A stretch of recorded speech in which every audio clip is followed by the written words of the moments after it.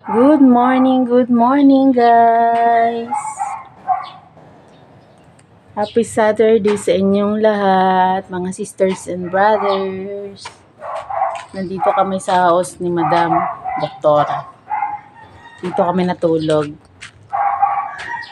Baka every Friday na namin to gagawin. Ayan po. Ganda ng araw dito.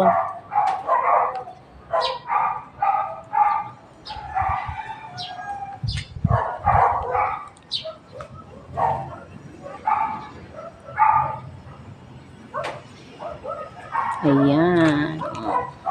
Kagising ko lang. Si Ram tulog pa.